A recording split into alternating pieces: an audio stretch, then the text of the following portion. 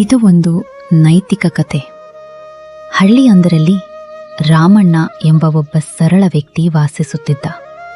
ಅವನಿಗೆ ಲಕ್ಷ್ಮಿ ಎಂಬ ಹೆಂಡತಿ ಮತ್ತು ಚಿಕ್ಕ ಮಗಳು ಕಾವ್ಯ ಇದ್ದರು.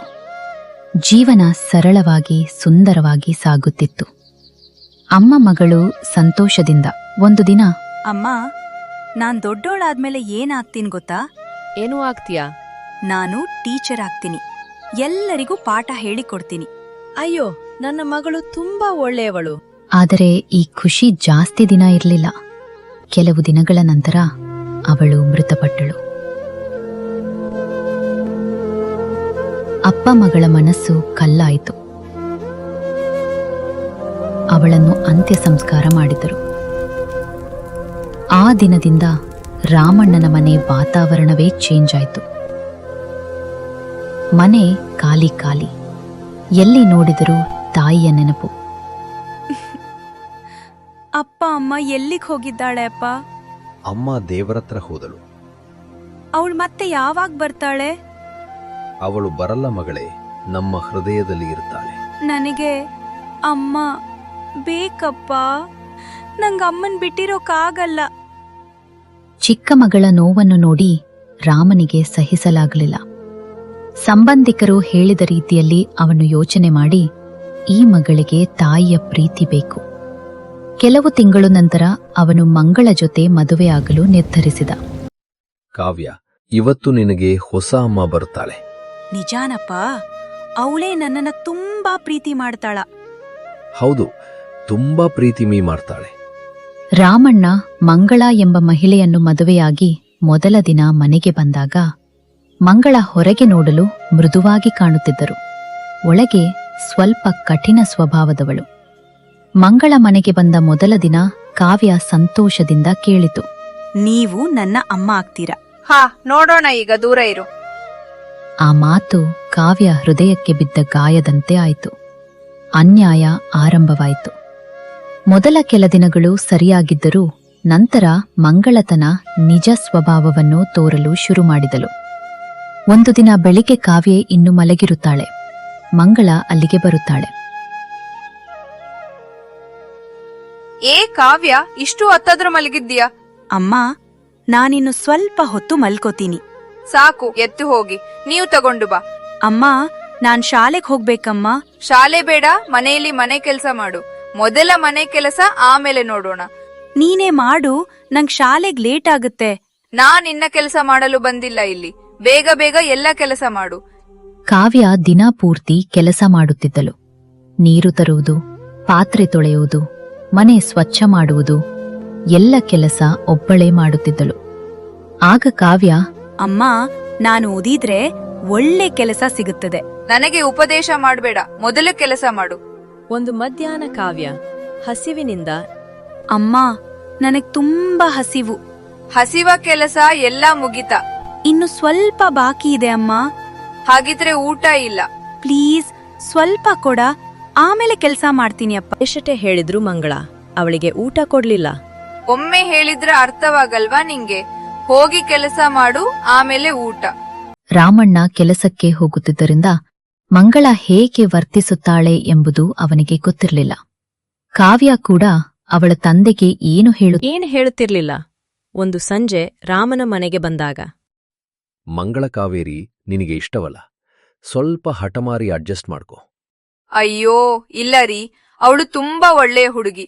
ನಾನು ಅವಳನ್ನ ತುಂಬಾ ಚೆನ್ನಾಗಿ ನೋಡ್ಕೋತೀನಿ, ನನ್ನ ಮಗಳಂತೆ. ಹೋಳಿಗೆ ತನ್ನ ತಾಯಿ ಇಲ್ಲವೆಂಬ ಕೊರಗು ಯಾವತ್ತೂ ಬರಬಾರದು. ರೀ, ನೀವೇನು ಟೆನ್ಷನ್ ಮಾಡ್ಕೋಬೇಡಿ. ಅವರನ್ನ ನಾನ್ ನೋಡ್ಕೋತೀನಿ, ಊಟ ಮಾಡ್ತೀನಿ, ಕತೆ ಹೇಳ್ತೀನಿ. ನನ್ನ ಮಗಳಿದ್ರೆ ನಾನು ಯಾವ ತರ ನೋಡ್ಕೊಳ್ತಿದ್ದು ಅದೇ ರೀತಿ ಅವಳನ್ನ ನೋಡಿಕೊಳ್ಳುತ್ತೇನೆ. ಇಷ್ಟು ಮಾಡು ಮಂಗಳ, ನಿನ್ನ ಋಣ ಯಾವತ್ತೂ ಮರೆಯಲ್ಲ ನಾನು. ಅಯ್ಯೋ ರೀ, ಯಾಕೆ ಹೀಗೆ ಮಾತಾಡ್ತಿದ್ದೀರಾ? ಋಣ ಅಂತ ಅವಳು ನನ್ನ ಮಗಳು ಅಂತ ಹೇಳಿದ್ದೀನಿ ತಾನೆ. ಮಗಳಿಗೆ ಕಾವ್ಯ, ನಿನಗೆ ಹೊಸ ಅಮ್ಮ ಇಷ್ಟ ಆದ್ಲಾ? ನನಗ್ ಹೊಸ ಅಮ್ಮ ಅಂದ್ರೆ ತುಂಬಾ ಇಷ್ಟ. ಅವರು ನಿನ್ನನ್ನು ಚೆನ್ನಾಗಿ ನೋಡಿಕೊಡುತ್ತಿದ್ದಾರೆ. ಹೌದಪ್ಪ, ತುಂಬಾ ಚೆನ್ನಾಗ್ ನೋಡ್ಕೋತಾರೆ. ಸೇಮ್ ನಮ್ಮುಂತರಾನೇ ನೋಡ್ಕೊಳ್ತಾರೆ. ಒಂದು ದಿನ ಮಂಗಳ ಕಾವ್ಯಗೆ ಹೇಳಿದಳು, ಮನೆಗೆ ಕಾವ್ಯ, ನಾಳೆ ಅತಿಥಿಗಳು ಬರುತ್ತಿದ್ದಾರೆ. ಎಲ್ಲಾ ಕೆಲಸ ನೀನೇ ಮಾಡಬೇಕು. ನನ್ನ ಕೈಯಲ್ಲಿ ಬೇಗ ಎದ್ದು ಮಾಡೋಕ್ಕಾಗಲ್ಲ. ನಾಳೆ ನಿಮ್ಮಪ್ಪನೂ ಇರಲ್ಲ. ನೀನೇ ಬೇಗ ಬೇಗ ಎದ್ದು ಕೆಲಸ ಮಾಡು.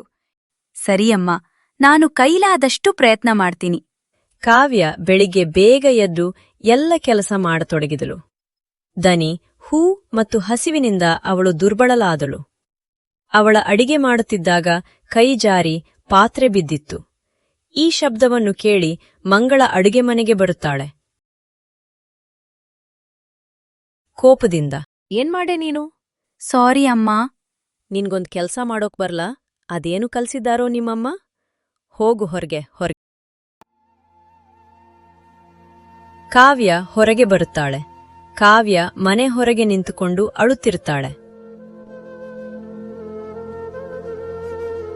ಆ ಸಮಯದಲ್ಲಿ ಒಬ್ಬ ವಯಸ್ಸಾದ ಮಹಿಳೆಯಲ್ಲಿ ಹಾದು ಹೋಗುವಾಗ ಕಾವ್ಯವನ್ನು ನೋಡಿ ಅಲ್ಲಿಗೆ ಬರುತ್ತಾಳೆ. ಏನ್ ಮಗಳೇ, ಯಾಕೆ ಅಳ್ತಿದ್ದೀಯಾ? ಏನಾಯ್ತು? ಅಜ್ಜಿ, ನನಗ್ ನಮ್ಮಮ್ಮ ಇಲ್ಲ. ಹೊಸಮ್ಮ ಚೆನ್ನಾಗ್ ನೋಡ್ಕೊಳ್ತಿಲ್ಲ. ನೀನು ಒಳ್ಳೆಯ ಹೃದಯದ ಹುಡುಗಿ. ದೇವರು ನಿನ್ನನ್ನು ಪರೀಕ್ಷಿಸುತ್ತಿದ್ದಾನೆ. ಹೌದಾ? ಮತ್ತೆ ನಾನ್ ಏನ್ ಮಾಡ್ಲಿ ಅಜ್ಜಿ ಈಗ? ನೀನು ಸಹನೆ ಇಟ್ಟುಕೋ. ಆದಷ್ಟು ಬೇಗ ನಿನಗೆ ಒಳ್ಳೆಯ ದಿನ ಬರುತ್ತೆ. ಸರಿ ಅಜ್ಜಿ.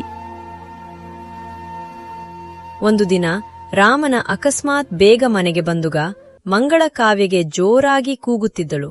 ಏ ಕಾವ್ಯ, ಏನ್ ಮಾಡ್ತಿದ್ದೀಯಾ? ಹೊಡಿತೀನಿ ನೋಡು. ಬಾ, ಇಲ್ಲಿ ಬಂದು ಬೇಗ ಬೇಗ ಕೆಲಸ ಮಾಡು. ಯಾರು ನಿಮ್ಮಮ್ಮ ಬಂದ್ ಮಾಡ್ತಾರೆ. ಇಲ್ಲಿ ಬಾ ಬೇಗ. ರಾಮಣ್ಣ ಅದನ್ನು ಕೇಳಿಸಿ ಬೆಚ್ಚಿಬಿದ್ದ. ಮಂಗಳ, ನೀನು ಹೀಗೆ ವರ್ತನೆ ಮಾಡ್ತೀಯ? ಅಲ್ಲರಿ, ಅದು ನೀನ್ ಮಾಡ್ತಿದ್ದೀಯ. ನೀನು ನಡಿಯಾಚೆ. ಅವಳಿಗೆ ಇಲ್ಲರಿ, ನಾಡು ಬೇಕಂತ ಮಾಡಿಲ್ಲ. ಬೇಡ ಮಗಳ, ಇಷ್ಟು ದಿನ ನೀನು ನಂಬಿದ್ದಕ್ಕೆ ಒಳ್ಳೆ ಗಿಫ್ಟ್ ಕೊಟ್ಟೆ. ಸಾಕು, ನನ್ನ ಮಗಳನ್ನು ನಾನೇ ನೋಡಿಕೊಳ್ತೇನೆ. ಅಯ್ಯೋ ಅಪ್ಪ, ಯಾಕ್ ನೀವ್ ಅಮ್ಮನ್ ಬೈತಾ ಇದ್ದೀರಾ? ಅವ್ರು ತುಂಬಾ ಒಳ್ಳೆಯವರು. ನೋಡಿದೆ ಕಂದ, ಎಷ್ಟು ಒಳ್ಳೆಯವರು ಅಂತ. ಸಾರಿ ಕಾವ್ಯ, ನಾನು ಇನ್ನೊಂದು ಮದುವೆಯಾಗಿ ತಪ್ಪು ಮಾಡಿದೆ. ಅಯ್ಯೋ ಅಪ್ಪ, ಮಂಗಳಮ್ಮನದು ಏನೂ ತಪ್ಪಿಲ್ಲ. ನಾನೇ ತಪ್ಪು ಮಾಡಿದ್ದು. ಅದಕ್ಕೆ ಅವರು ನನಗ್ ಬೈತಿದ್ರು. ಇದನ್ನು ಕೇಳಿಸಿಕೊಂಡ ಮಂಗಳಾಗಿ ತನ್ನ ತಪ್ಪಿನ ಅರಿವಾಯಿತು. ಕಾವ್ಯ, ನನ್ನನ್ನು ಕ್ಷಮಿಸು. ನಾನು ತುಂಬಾ ತಪ್ಪು ಮಾಡಿದೆ. ಅಯ್ಯೋ ಅಮ್ಮ, ನೀವ್ ದೊಡ್ಡವರು, ಹಾಗ್ ಮಾತಾಡ್ಬಾರ್ದು. ನೀನು ತುಂಬಾ ಒಳ್ಳೆಯವಳು. ನನಗೆ ಅರ್ಥವಾಗಲಿಲ್ಲ. ಅಮ್ಮ, ನೀವ್ ನಿಜವಾಗ್ಲೂ ನನ್ನ ಅಮ್ಮ ಆಗ್ತೀರಿ. ಹೌದು ಕಾವ್ಯ, ಇಂದಿನಿಂದ ನಿನ್ನನ್ನು ನನ್ನ ಸ್ವಂತ ಮಗಳಂತೆ ನೋಡಿಕೊಳ್ಳುತ್ತೇನೆ. ಆ ದಿನದಿಂದ ಮಂಗಳ ತನ್ನ ವರ್ತನೆ ಬದಲಿಸಿತು. ಕಾವ್ಯಗೆ ಪ್ರೀತಿ, ಕಾಳಜಿ ನೀಡತೊಡಗಿದಳು. ಕಾವ್ಯ, ಊಟ ಮಾಡೋಣ. ಅಮ್ಮ, ಇರಿ, ನಾನು ಸಹಾಯ ಮಾಡ್ತೀನಿ. ಬೇಡಮ್ಮ, ನೀನು ಓದ್ಕೋ, ನಾನು ಮಾಡ್ಕೋತೀನಿ. ತೀನಿ. ಮನೆ ಮತ್ತೆ ಸಂತೋಷದಿಂದ ತುಂಬಿತು. ರಾಮಣ್ಣ ಸಂತೋಷದಿಂದ, ಈಗ ನನ್ನ ಮನೆ ಸಂಪೂರ್ಣವಾಯಿತು. ಇದು ನಿಜವಾದ ಕುಟುಂಬ. ಇದು ನಿಜವಾದ ಕುಟುಂಬ. ಕಾವ್ಯ ತನ್ನ ಸಹನಾಶೀಲತೆ ಮತ್ತು ಒಳ್ಳೆಯ ಮನಸ್ಸಿನಿಂದ ಎಲ್ಲರ ಹೃದಯವನ್ನು ಗೆದ್ದಳು.